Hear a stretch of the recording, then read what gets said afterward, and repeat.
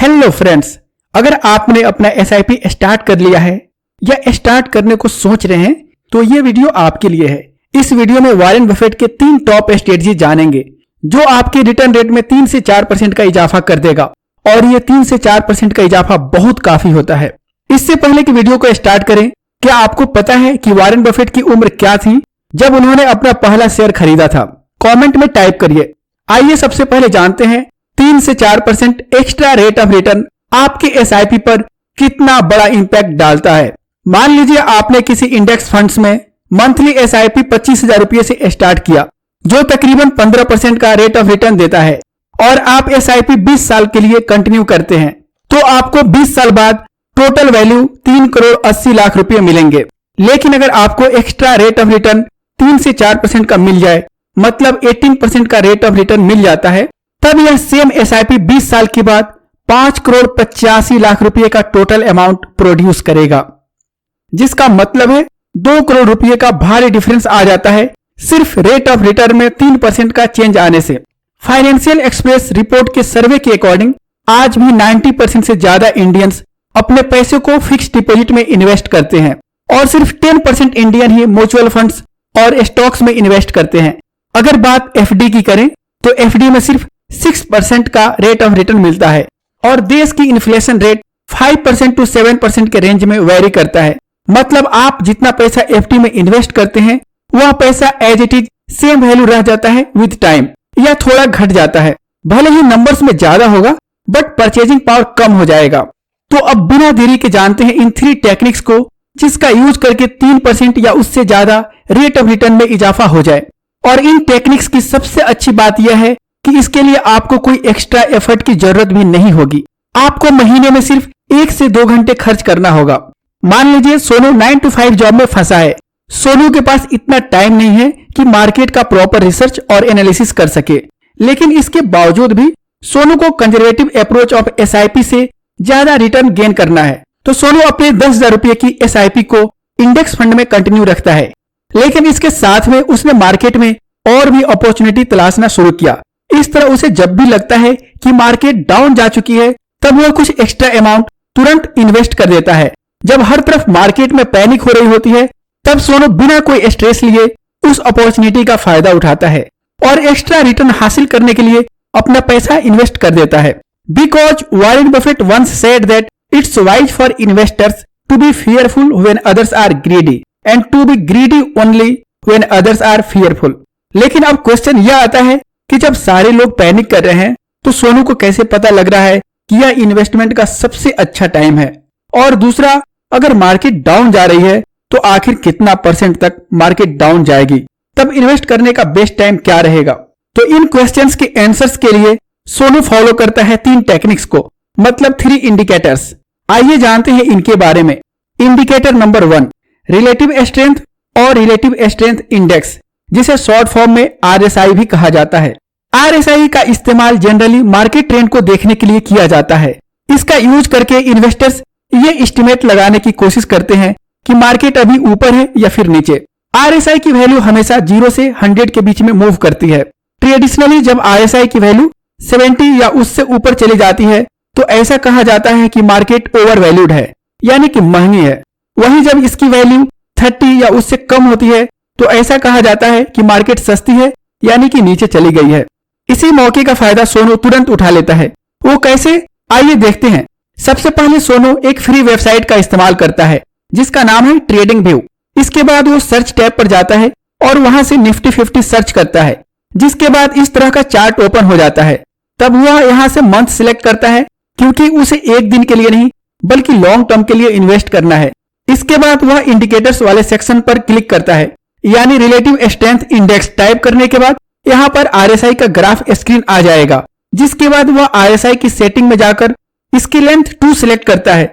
इस ग्राफ में जब कभी भी आरएसआई की वैल्यू 30 से नीचे चली जाती है तो सोनू इसे एक इंडिकेशन समझता है और डिसाइड करता है कि यह इन्वेस्टमेंट करने का एक बेहतर पॉइंट हो सकता है।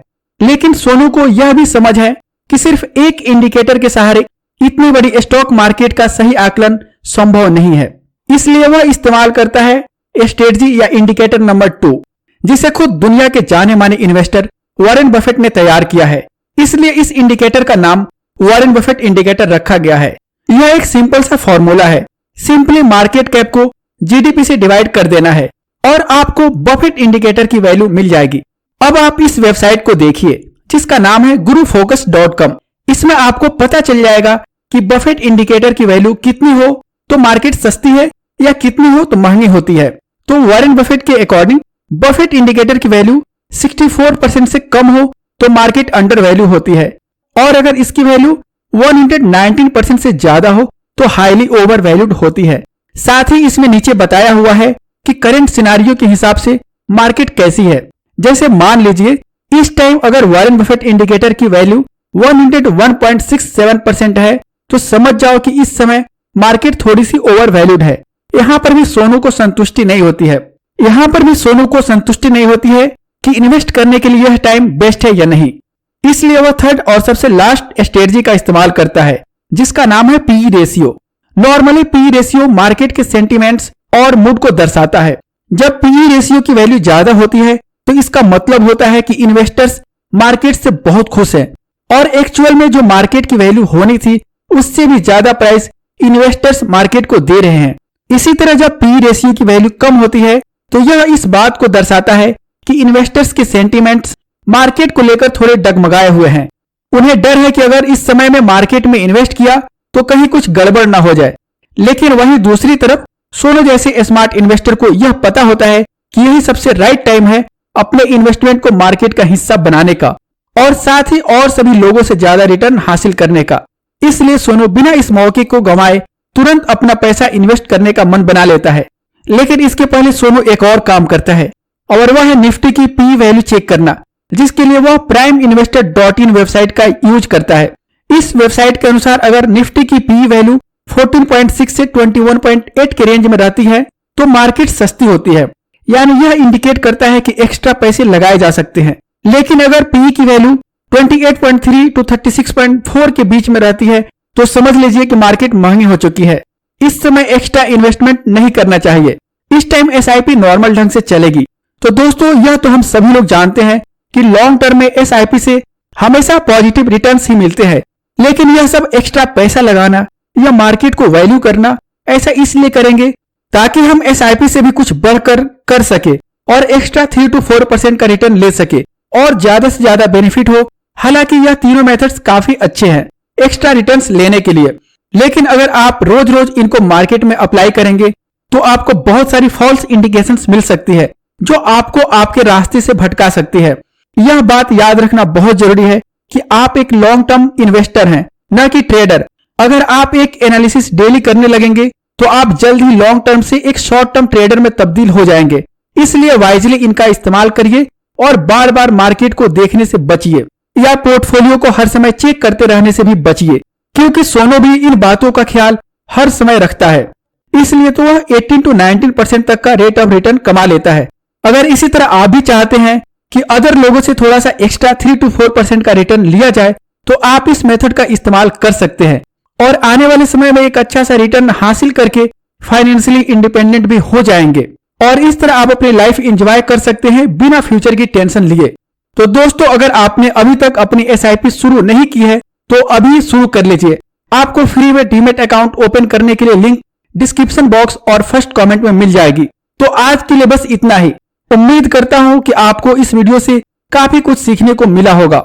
अगर आपको यह वीडियो पसंद आई है तो वीडियो को लाइक करें, अपने दोस्तों के साथ शेयर करें और ऐसे ही वैल्यूएबल वीडियोज को देखने के लिए चैनल को सब्सक्राइब करना ना भूलें। Thanks for watching.